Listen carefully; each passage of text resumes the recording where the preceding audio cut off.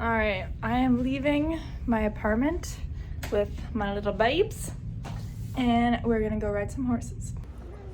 This year has been a lot different than the last, and in a good way, but I had a baby in January of last year. So I've been still riding this season, but a lot of things have definitely changed. Maybe you'd ask, what's it like having a baby and still riding and doing stuff? And honestly, it's been up and down, different feelings about that. At first, I'm like, yeah, I can do it. I feel good. I started my year strong because I had her in January, but she was premature, which I do share more on my personal blog. And she came home middle of March. So I did actually have time to recover and ride, which I didn't think I would. I thought I'd be like missing the beginning of my season, but I didn't. And so I started pretty strong in the year. I just like really didn't care. And I'm like, honestly, I'm happy just to be here. So I had no pressure. I just did my thing and did pretty good until I didn't. And then I started just like knocking and was just getting maybe a bit of burnt out feeling because I was trying to ride and my horses are at my mom's house and I have to drive there. So by like having Tanner with me going to the farm either during the day, which I'm gonna do today, I'm going pretty early, which usually I'd go in the evening once my partner Max is home. So then I just go by myself and I can just do my thing without having to be worried about taking care of Tanner and making sure she's all good. So I was feeling a little burnt out the middle of the year, and yeah, kind of reevaluating my why am I doing this? Is it worth it right now? Should I be reprioritizing different things? And I think the answer is yes. I do need to kind of reprioritize, or I felt like I have to, and I was just like, I can't spread myself everywhere, and I just have to like, just new focuses, new goals. And that's kind of where we're at right now. So I'm gonna be going, I just have one main horse I'm working that I'm gonna work on this winter, which is my 2-year-old coming 3-year-old Leo. So I'm gonna be videoing that ride and getting him going, just kind of slowing down and not putting so much pressure on myself and just kind of like enjoying it when I can, and also prioritizing on family because that's like a new thing, and just enjoying the baby stage and enjoying the young family that I have, because I know it doesn't last forever and I just want to enjoy it for all it is. And I made a lot of changes when I found out I was pregnant. I knew the following year, which was this summer, I would be obviously very busy with a new baby. Oh. And so I had a futurity horse lined up for this year, which I sold pretty quickly once I found out that I was pregnant. And I just knew that I wanted to clear my plate and just downsize. So that was one thing I did that was different. Didn't have a futurity horse, and I just had my red horse, Jamie, who I ran last year. This year he was a derby horse, and it was perfect because he was very trained. He was really easy. I just had to keep him fit, and that's something also my mom could have helped me with, is just riding him if I couldn't and just keeping him going, because I didn't really need to train him or anything. It was just like get on and go and have fun. So that was really nice this year to have him. It was very good timing to have a horse like that I could just trust and enjoy myself with. Overall, having a baby while still riding definitely tests you in some ways. I felt like throughout the season I maybe was having like an identity crisis where I was like, why am I doing this? Is it worth it? I'm spending money, time, effort on it when maybe I should be focusing more on like building a future with my family, which I mean, like, horses definitely tie into all of that, but still it's like saving money and not spending it at every barrel race I can go to. And it's that even time, like if I went in the evenings when Max got home, I would go from, let's say 5, I wouldn't get home till like 8:30 or so. So it'd be like the whole evening I was gone. He was gone to work. I was with Tanner at home, and then we like never saw each other. And it was just like, and then on the weekends I'd be gone to barrel race and I would take Tanner with me. And I'm like, should I be doing this right now? Like, should I still be trying so hard? And then also being competitive was really hard, because to be competitive, you really have to put yourself into it. You have to like give it your all if you're gonna try and be that competitive, which I do try to be that competitive. And when I wasn't having the success that I wanted, it was really because I wasn't putting everything into it to give to give me the success. So I was just like, okay, then why am I doing it? Why am I trying so hard, being kind of let down in some ways? Because yeah, I enjoy it, but also like I want to do good. And I was like, is it fair right now to be doing that? And all said and done, I wanted to finish the season. I committed to OBFA with James, which is our Ontario Barrel Futurity. I committed to that. I wanted to finish it, hopefully top 5, which I finished top 3. I got 3rd, which I was really excited about because I did not think that was going to happen. Yeah.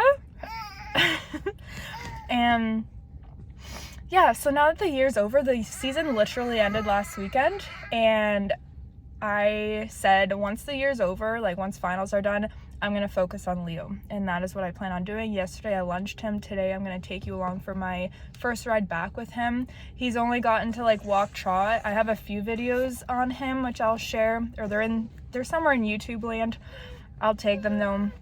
And yeah, so we're just like walk trot, and then I went to a show for 4 days like months ago, and I never got him back going because I was just like, I can't commit right now to giving him the consistency that a 2-year-old needs to get started. And I was like, I just can't commit to riding him and also riding 2 other horses. So I'm like, I'm just gonna wait till the year's over and he can be my winter project that I can put full attention to. So we're on day 2, back at it. Yesterday was like crazy because he just was full of energy. He hasn't been touched in a couple months, and I just lunched him. I think Tanner wants to get going. But yeah, let's go to the farm and we'll get some rides in.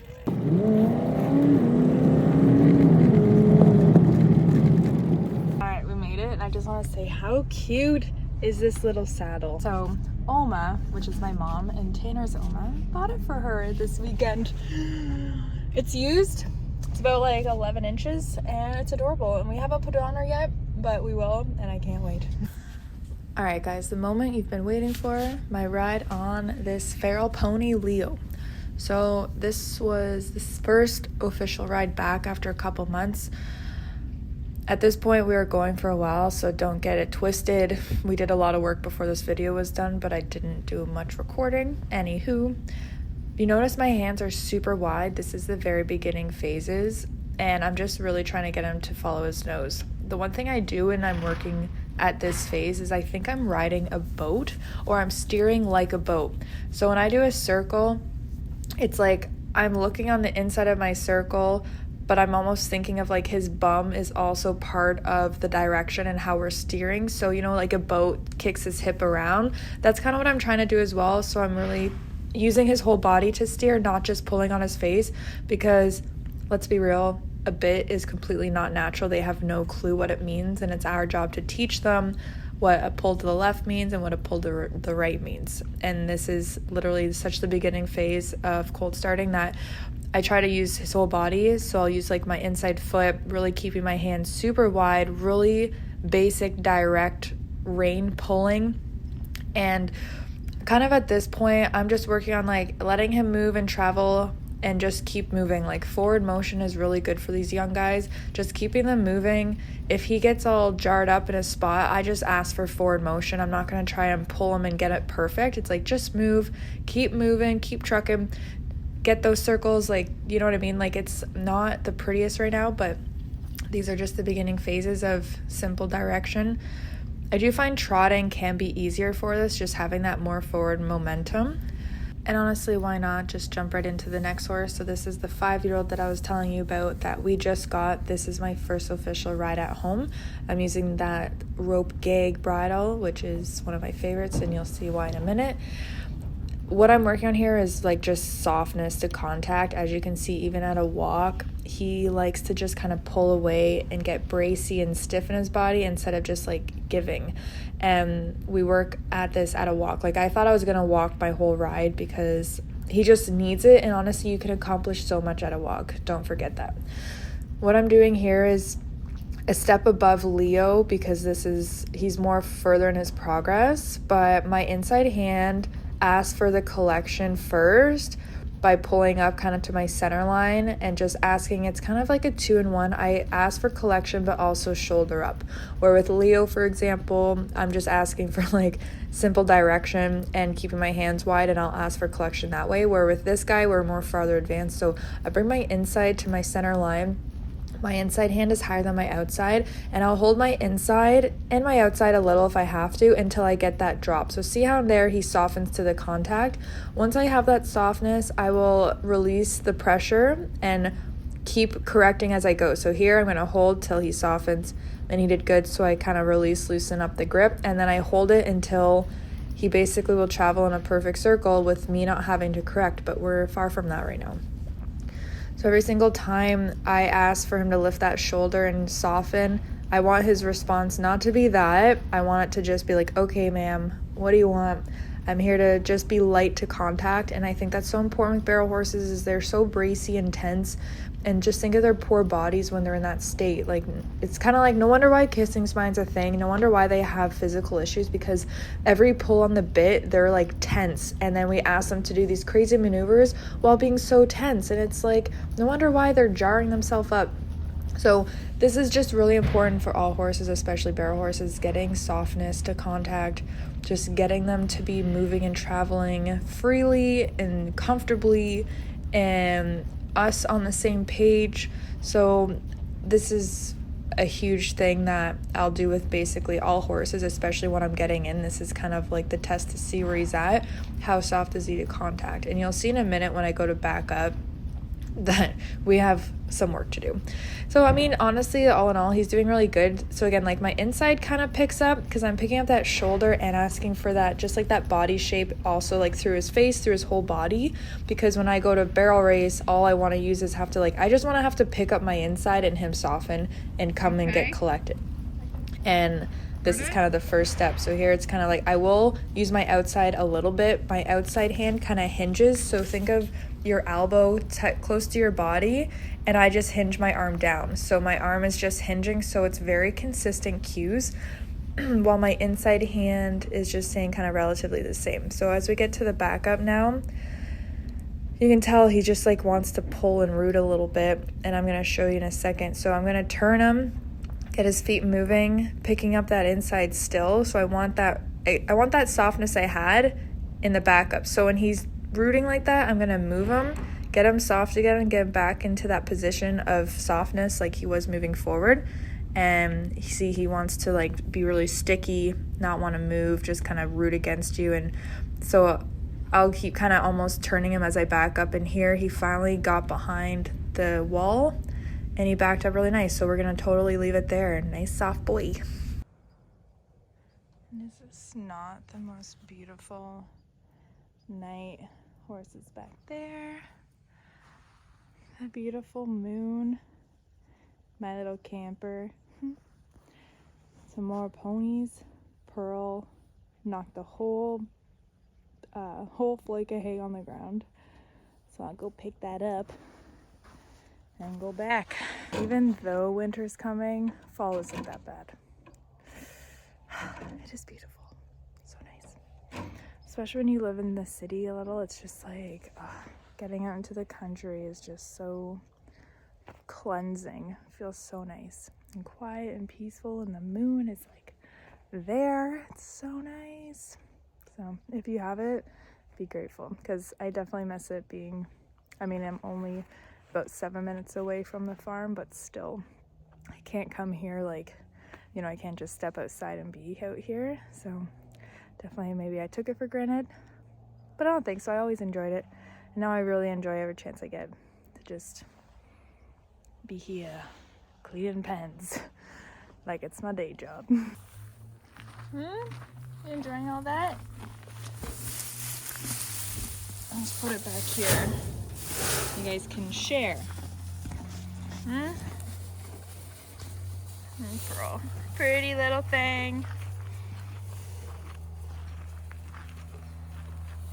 Yep. That's a nice one.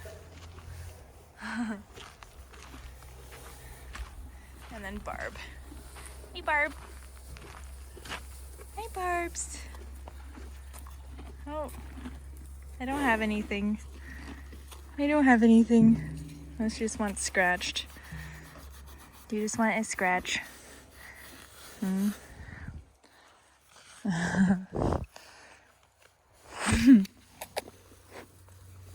Hey, pretty. Enjoying the sunset? Okay.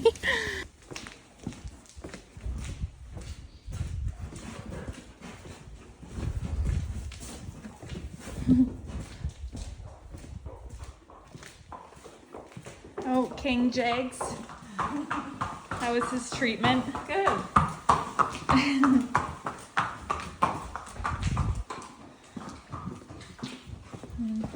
To the grain stall. All the goods. All the goods in here. Were you burying a bone? What? Go in. Oh, get your hay. Get your hay.